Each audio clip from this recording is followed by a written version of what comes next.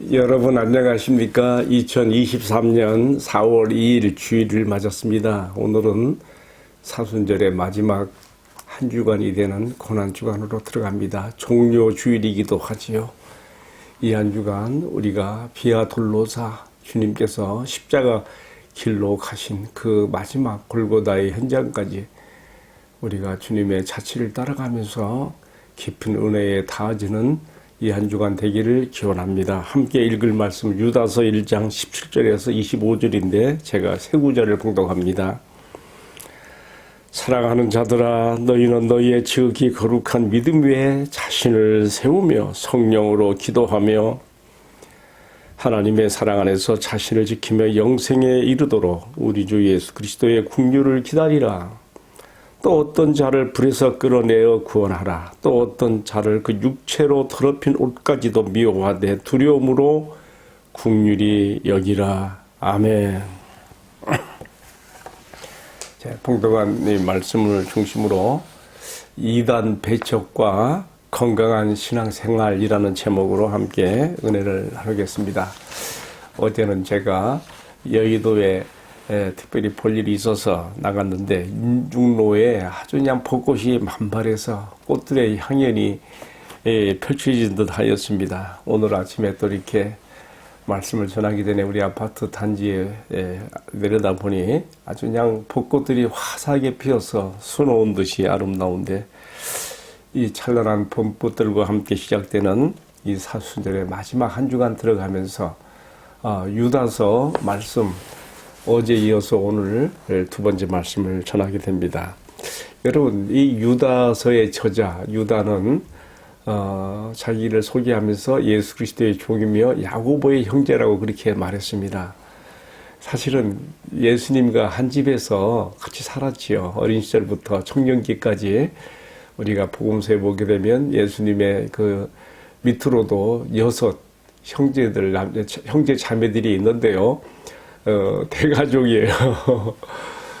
처음에는 우리가 요한복음 7장까지도 보면은 그 당시 소막절을 앞에 놓고 예수님의 형제들이라도 예수를 믿지 않았다고 했거든요. 근데 후에 예수님의 십자가와 부활하심을 통하여 그분이 하나님 아버지께서 우리에게 보내신 하나님의 아들이시며 우리 이스라엘이 기다려온 바로 그 메시아 그리스도인 것을 깨닫는 눈이 열린 것이죠. 그래서 이제는 자신을 그리스도의 예수님의 동생이 아니라 예수님의 종으로 호칭하면서 야고보에도 형제라고 자신을 소개하면서 이 유다서를 썼습니다.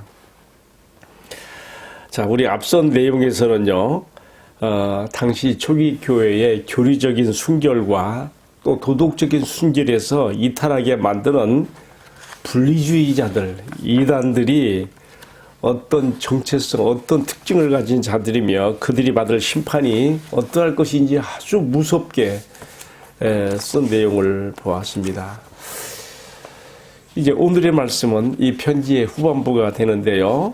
사랑하는 이 편지의 수신인이 되는 성도들에게 이단들의 특징을 사도들이 전한 말씀과 또 글에 관련해서 다시 한번 또 밝히면서 그리고 이들을 배척함과 아울러 너희들은 어떻게 바른 신앙생활을 해야 되겠는가에 대해서 권면을 하고 있지요. 자, 그러면 첫 번째로 사도들이 전해주는 이단들의 특성이 무엇인지 한번 살펴보십시다. 제가 오늘 본문 말씀 서두에 나오는 이 말씀 읽지는 않았습니다만은 16절에 18절에 나와 있습니다. 지금 사도가 사랑하는 자들아 하면서 너희는 우리 주 예수 그리스도와 사도들이 이미 전해준 말을 기억하라 하면서 뭐라고 전해주었느냐. 말세에 이 거짓된 이단들이 나타나서 그들은 정욕대로 행하며 특별히 조롱하는 자들로 등장할 것을 말했거든요. 여기서 근데 우리가 이제 생각해 깨닫는 게 있어요. 지금 이 유다는 베드로 사도가 전해준 말세의 그 이단들의 특징 가운데 한 가지를 지금 이렇게 인용하고 있구나 하는 것을 알 수가 있습니다. 지금 유다가 하는 이 18절의 말씀이요. 베드로후서 3장 3절에 그대로 나옵니다. 거기 보게 되면 베드로가 말세에 기롱하는 자들, 즉 무엇에 대한 조롱인가면요. 예수의 재림이 어디 있느냐? 응? 인생을 엔조이하면서 마음대로 살으라고 하는 그러한 그 이단들이 등장할 것을 경고했었거든요. 왜 이런 이단들이 나타났을까도 생각해 보게 돼요. 당시 초기교회에 나타난 이단들의 특징을 보게 되면 아주 임박한 그리스도의 재림을 염두에 두면서 좀 부정적인 방향으로 나간 것들이 있어요. 예를 들면 정상적인 신앙생활을 하는 것이 아니라 극단적인 금욕주의로 흐르면서 이 세상과 동떨어진, 그래서 사람들에게 정말 조롱받을 수 있는 그런 신앙생활을 하는 이단들이 또 있었습니다. 심지어는 그들이 시한부 종말론까지 말하기도 하지요. 뭐 대표적인 초기교회 이단을 보게 되면 몬타니스 주의도 있고, 또 그 밖에 우리가 다 말로 설명할 수 없습니다만 바울의 데살로니가 전서와 후서에 우리가 또 잘 볼 수가 있습니다. 이처럼 정상적인 신앙생활에서 이탈해서 금욕주의로 흐르고 그럼으로써 뭔가 참 정상적인 신앙생활에서 뭔가 참 법길로 벗어난 이런 이단들이 있었거든요. 그리고 여기에 대해서 또 그 반동장역으로 나오는 또 다른 이단들이 생기는 거예요. 그래서 오늘 나온 말씀처럼 조롱하는 것이죠. 예수의 재림이 어디 있는가?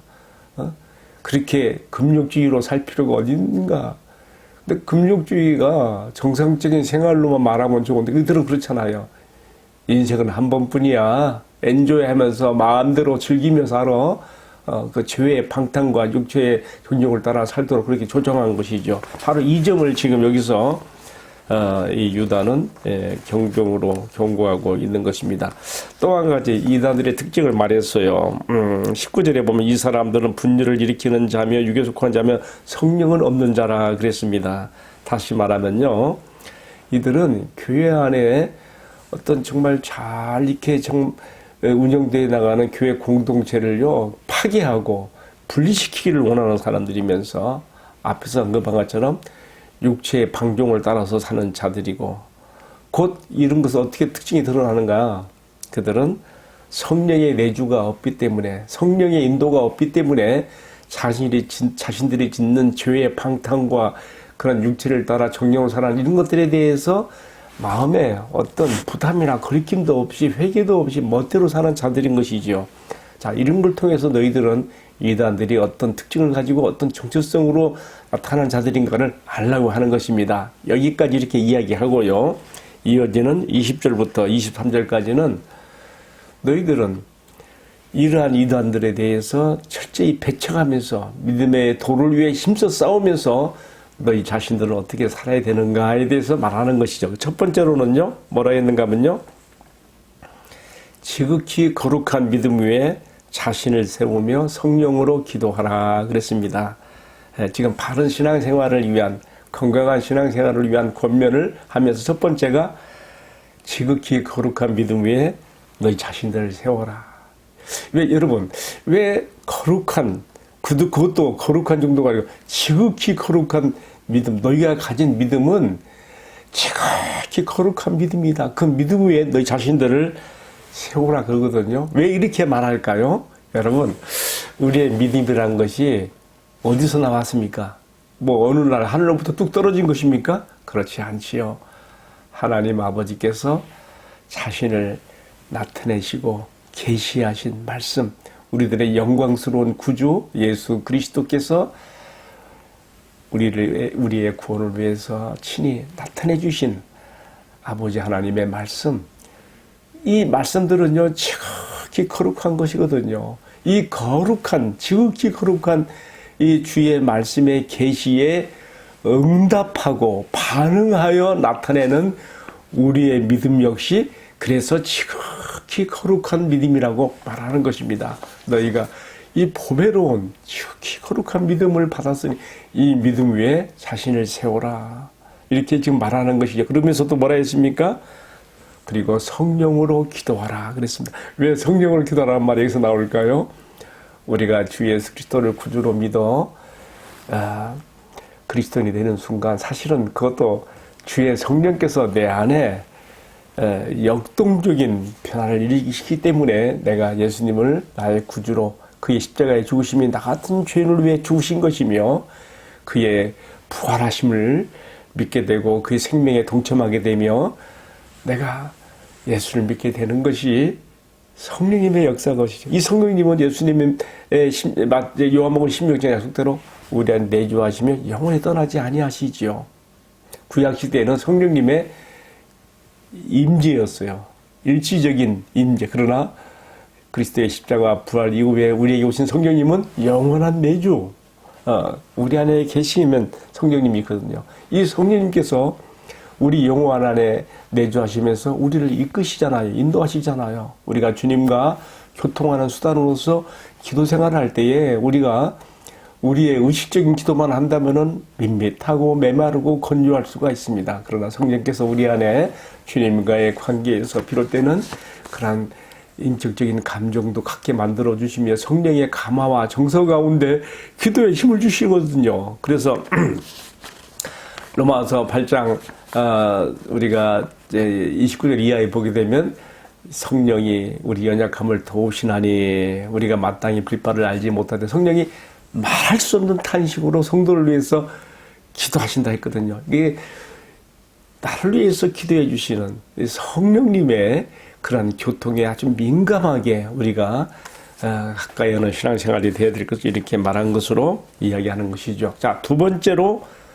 바른 건강한 신앙생활을 위한 권면이 뭐냐? 하나님의 사랑 안에서 자신을 지키라. 앞에서는 거룩한, 지극히 거룩한 믿음 위에 자신들을 지키며 그랬는데 두 번째는요. 하나님의 사랑 안에서 자신을 지키며 영생에 이르도록 예수 그리스도의 긍휼을 기다리라 그랬습니다. 그럼 먼저 하나님의 사랑 안에서 자신을 지키란 말은 무슨 뜻일까요? 여러분, 우리가 이 세상에서 믿음을 지키며 살아가기가 얼마나 어렵습니까? 마귀와 죄악들이 판을 치는 이 세상에서 우리가 성령의 특별한 보호하심을 받아서 우리가 믿음을 지켜나가는 것이 아니겠습니까? 여기서 사도 유다는 우리에게 우리의 믿음을 지켜나가는 비결을 말하는데 그것은 우리가 하나님의 사랑 안에 거하는 것, 이 사랑 안에서 자신을 지키는 것이라 했습니다. 하나님 우리 아버지께서 자기 아들 예수 안에서 우리를 찾아오시고 자기 아들 예수 안에서 자신이 어떤 분인가를 우리에게 계시해 주셨으며 특별히 아들의 십자가를 통해서 이 사랑이 얼마나 지고 지순한 것이며 말로 다 할 수 없는 깊은 사랑인 것을 보이지 않았습니까? 우리가 이 아버지 하나님의 사랑, 자기 아들 예수 안에서 특별히 십자가를 통해 나타내신 이 사랑에 우리가 감흡하며 우리가 평시에도 항시 정신적으로도 이 사랑 안에 이 사랑을 기억하며 살아야 된다는 것이죠. 마치 어린아이가 그 엄마 아빠 부모의 사랑이 너무 마음에 달고 좋아서 그 사랑의 품을 막 파고 들고 막 그 안에 안기려 하는 것처럼 우리가 이 죄악 세상 가운데서 믿음을 지키기 어려운 이 세대 속에서 이 아버지 하나님의 사랑을, 진리의 사랑을 우리가 늘 항시 기억하며 그 사랑 안에 살아가야 될 것을 이렇게 권면하고 있는 것이죠. 그러면서 또 뭐라 했습니까? 너희 자신이 영생에 이르도록 예수 그리스도의 긍휼을 기다리라 그랬습니다. 여러분 그렇습니다. 우리는 구원받기에 족하지 못한 우리의 허물과 부족이 너무나 많은 연약한 구속받은 죄인들이죠. 우리는 그 성도라 일컬음을 받았습니다. 그렇지만 우리는 늘 우리 자신들의 부족함에 허덕입니다. 그러나 이미 십자가의 사랑으로 우리의 죄를 대속하시고 그의 사랑을 나타내신 그의 긍휼이 마침내는 나의 이 성화의 과정을 다 지나고 구원의 그 완성점에 이르렀을 때에 정말 나의 어떠함 때문이 아니라 이미 나에게 보여주신 그의 긍휼의 그 사랑이 나를 온전한 구원의 자리에 완성시킬 것을 기다리는 믿음으로 우리가 또한 살아야 될 것을 이렇게 말씀하는 것이죠. 예, 그의 국류를 기다리라 그랬어요. 영생에 이르도록 예수 그리스도의 국류를 기다리라 그렇습니다. 우리는 신앙생활 해나갈 때에 우리가 성령님의 인도를 받으며 우리의 성화의 과정을, 성화의 투쟁을 다 살려간 다음에 우리가 주님 앞에 서게 될 때, 그때도 우리는 부족한 자들이지만 주의 국률이 우리를 영생으로 이끄실 것을 바라보는 신앙과 삶에 굳게 서야 될 것입니다. 자, 마지막으로 한 가지 더 권면하는 게 있습니다. 23절에 말씀이 있는데요. 어떤 자들이 이단에 빠졌거나 혹은 범죄 가운데 빠져서 헤어나지 못하고 있다면 이제 두 가지로 말했습니다. 한 가지는요, 이단에 미혹된 자들은 마치 불 가운데서 끄집어내듯 끌어내듯 그들을 구원하는 자리에 너희들이 이끌어낼 수 있어야 된다고 하는 것이며, 또 한 가지, 또 어떤 자들, 곧 범죄 가운데 빠진 자들은 이단에 빠지지 않았으나 그런 어떤 자신의 어떤 범죄함으로 인해서 자기의 신앙과 삶이 침륜에 빠지고 더럽혀진 자들에 대해서는요, 또 특이한 그 권면을 했어요. 그건 뭐라 했는가 하면요, 마치 문둥병이나 혈류병을 가진 사람들이요, 자신의 몸만 그런 것 아니라 그들의 입은 옷까지도 다 부정하게 되거든요. 그렇게 바라보듯이 우리도 같은 죄에 빠질까봐 삶과 자신을 돌아보는 두려움을 가지면서 그 죄에 대해서 미워하는 마음을 가질 뿐만 아니라 또한 그 죄에 빠져서 침륜에 빠진 자들에 대해서는 그들이 다시금 온전한 신앙과 삶에 돌아올 수 있도록 그들을 국률의 가슴으로 대할 수 있어야 된다고 말하는 것이죠. 여러분 그렇지 않습니까? 아무리 바른 말이라고 바른 책망이라 그래도요, 내가 상대방을 국률이 여기고 사랑과 자비의 가슴으로 정말 그 사람이 영적으로 잘 되기를 바라서 하는 말이 아니라면 말이 씨알이 안 먹히지 않습니까? 유다는 지금 이 편지글을 통해서 마지막 세 번째 권면으로는 이단에 빠진 자들은 불구덩이에서 끄집어내듯 구원의 자리로 이끌어야 된다고 말하면서, 한편 자신의 범죄함으로 침륜에 빠진 자들에 대해서는 그들을 마치 문둥병이나 나병 환자가 옷같이 다 더럽혀지고 부정하게 되는 것처럼 그런 죄에 대해서 혐오하고 또 나도 같은 죄에 빠질까 두려워하면서, 그러나 그들이 그런 죄에서 벗어나도록 긍휼과 사랑, 자비의 가슴으로 상대하여 그들을 이끌어야 된다고 하는 권면을 주고 있습니다. 오늘 참 여러 가지 많은 말씀들을 나눴습니다. 오늘의 말씀을 마치면서 우리가 이단을 어떻게 분별하고 대처하며 배척할 것인가에 대해서, 그리고 우리는 바른 신앙과 삶에 어떻게 자신을 세워나가야 되겠는가를 오늘 말씀에서 잘 우리가 함께 나눴습니다. 기도하겠습니다. 사랑하시는 주님, 유다서의 말씀을 통해 주신 이단의 분별과 또 바른 신앙과 삶을 위해서 우리들이 바른 신학, 그리고 바른 신앙의 지도를 받으며 또 바른 생활로서 우리가 극단에 치우치지 아니하며 건강한 신앙과 삶을 이루어가도록 우리를 붙들어 주옵소서. 오늘 이제 고난주간의 마지막 한 주간을 시작하는 주일인데, 이 말씀을 시청하는 모든 성도들에게 주님의 긍휼과 자비를 풍부하게 내려주셔서 주님이 가신 십자가의 길, 피와 돌로사의 길을 같이 따라가는 마음으로 이 한 주간을 보낼 수 있게 하옵소서. 이 모든 말씀을 우리들의 존귀하신 구주이신 우리 주님 예수 그리스도의 이름으로 기도하옵나이다. 아멘. 예, 마쳤습니다. 감사합니다.